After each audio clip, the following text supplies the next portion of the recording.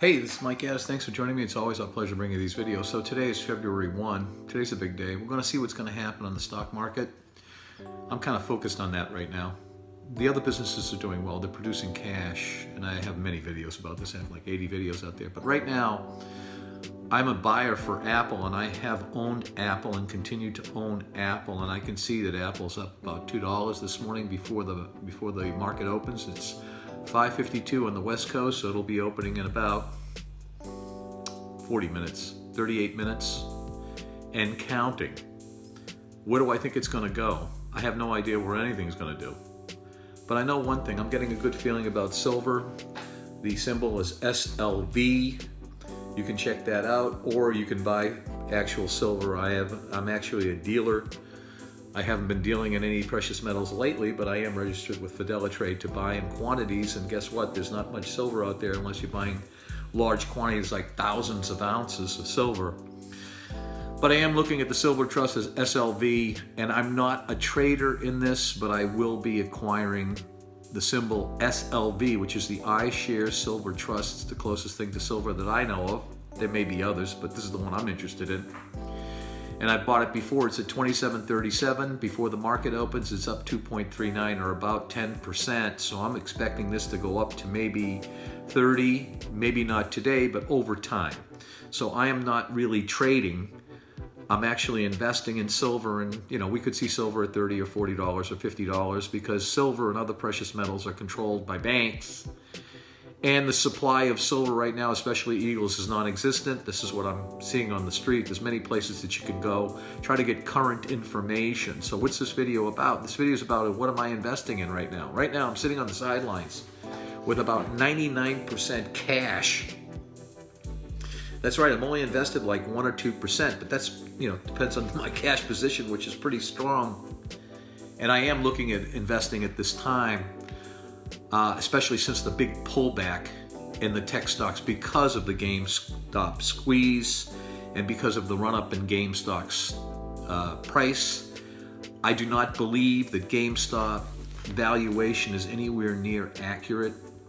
This is strictly, in my opinion, GameStop is totally and completely inflated.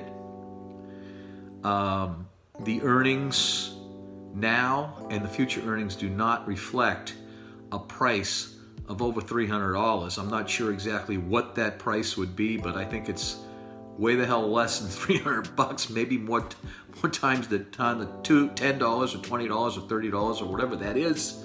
I leave all that stuff up to the prognosticators and forecasts, but this thing's about 10 times overvalued.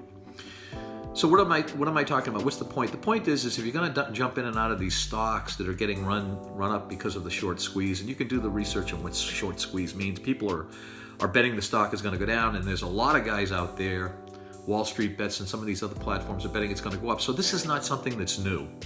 It's very important that you understand this. What is happening on Wall Street Bets is new in the sense that there's a lot of little guys out there betting. But trust me on this one, if the little guys are betting driving prices up, the big guys are in there watching it, and they're probably on this as well. They just have billions of dollars to play with as opposed to 50,000. But when you get large quantities of people that are betting, they can move markets up because they've already proven that they can do this. The fact that there's short squeezes on with the retail sector, that's unique, but short squeezes are nothing that's new. For example, David Ackman there, and Carl Icahn. Ackman bet that a stock was going to go down, and Carl Icahn bet that it was going to go up, and two billionaires are fighting each other. I forget the name of the stock they were fighting over. Let me take a look real quick, see if I can pull it up. It's the Los Angeles-based company. Ackman shorted stock. Icahn bet it went up. Same thing that's happening. The only thing is there's a couple of billionaires that were involved in the transaction. And I'm going to try to look and see if I can find that one. And this was a disaster for